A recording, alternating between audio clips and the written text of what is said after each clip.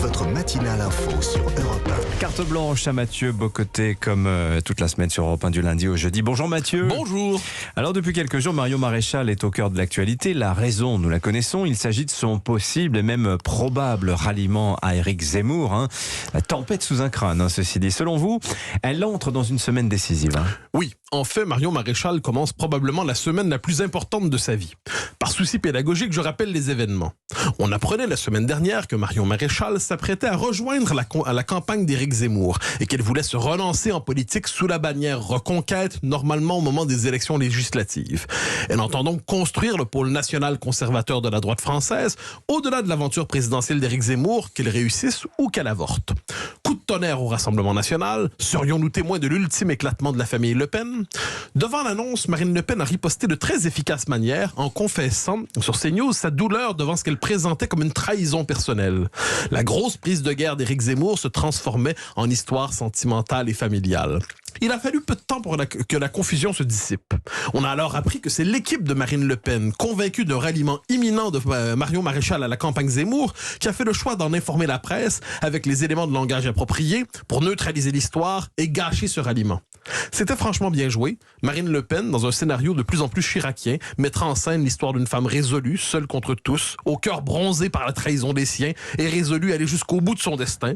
Marine Le Pen est une vraie politique capable de casser ses ennemis en sanglotant ou alors de les humilier publiquement de la bannière la plus brutale, comme on l'a vu à Madrid avec Nicolas B, lui aussi tenté par les pâturages zémouriens. Mais alors, quelle est la suite donc Alors, que fera Marion Maréchal? Oui. Telle est la question. Car elle est placée devant son destin, elle aussi. Marine Le Pen y a placé. Deux scénarios se présentent. On peut imaginer une séquence rapide, une riposte sur le mode nucléaire. Elle serait probablement la plus efficace. Dans ce scénario, Marion Maréchal annoncerait vers la fin de la semaine, dans le cadre d'un grand entretien, qu'elle rallie bien la campagne Zemmour avant de le rejoindre sur scène samedi à Lille et de faire un discours se présentant comme un tournant dans la campagne. Mais plusieurs annoncent plutôt un deuxième scénario, une séquence longue qui pourrait s'étaler sur un mois, sur le mode du supplice de la goutte d'eau. Marion Maréchal pourrait ainsi, dans son esprit, reprendre la maîtrise de l'agenda avant d'annoncer un éventuel ralliement. Le problème est toutefois double. Il y a d'abord quelque chose d'illusoire à se croire maître des horloges. Le contexte idéal ne se présente jamais comme on l'aurait souhaité. Quand les événements se précipitent, il faut savoir s'en emparer ou alors ils nous dévorent.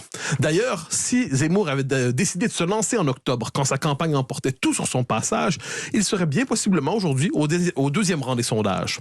Ensuite, c'est maintenant qu'Éric Zemmour a besoin d'un ralliement important pour relancer sa campagne, pour lui permettre de transformer une vraie dynamique politique en dynamique électorale. Ses partisans ne pourront pas toujours se réfugier dans la théorie du vote caché et l'hypothèse de la sous-évaluation sondagière. Ouais, c'est donc maintenant qu'il aurait besoin d'une grosse prise de guerre. Mais que représente justement Marion Maréchal? Pourquoi son éventuel ralliement, Mathieu, est si important? Car c'est une figure centrale de la droite française, et cela bien au-delà des gens issus du RN. Dans la droite classique, plusieurs confessent leur admiration pour son charisme, son intelligence. Depuis 5 ans, elle s'est formée à ce qu'elle appelle avec d'autres la guerre métapolitique, et elle a beaucoup travaillé. Elle s'est construite intellectuellement. Elle incarne à bien des égards une droite identitaire, libérale et conservatrice, capable de rejoindre aussi bien les électeurs des LR ou du RN et délivrer les structures partisanes classiques. Mais voilà, la politique est affaire de vire-tout, pour reprendre la formule de Machiavel, et n'y triomphe que ceux qui ont un caractère résolu. C'est ce qu'on appelle, de mon côté de l'Atlantique, l'instinct du tueur. C'est la froideur nécessaire à la décision résolue. Marine Le Pen, qui passe pour chaleureuse et qui l'est assurément, a manifestement cet instinct du tueur et peut liquider politiquement sa nièce sans état d'âme, mais dans un champ douloureux. Marion Maréchal, que l'on dit plus cérébrale et que certains accusent même d'être froide, n'est manifestement pas étrangère à un certain sentimentalisme et est hantée par l'idée de remettre la guerre des Le Pen au cœur de la vie politique française. Apparemment, dans la vie, il arrive qu'on doive tuer le père. Pour Marion Maréchal, il arrive qu'elle se présente à une situation autre. Elle doit à la fois tuer sa tante et dynamiter la seule véritable dynastie politique de la Ve République pour trouver son propre destin. Ira-t-elle jusqu'au bout? Marion Maréchal est-elle une intellectuelle ou une politique? Nous le saurons bientôt. Ce sera pour Marion Maréchal la semaine la plus importante de sa vie. Si on en faisait un film, on l'appellerait la semaine la plus longue. Je crois que c'est déjà pris, malheureusement. Non, le jour le plus long, mais la semaine, c'est bien pire, x7. Merci Mathieu. Au plaisir.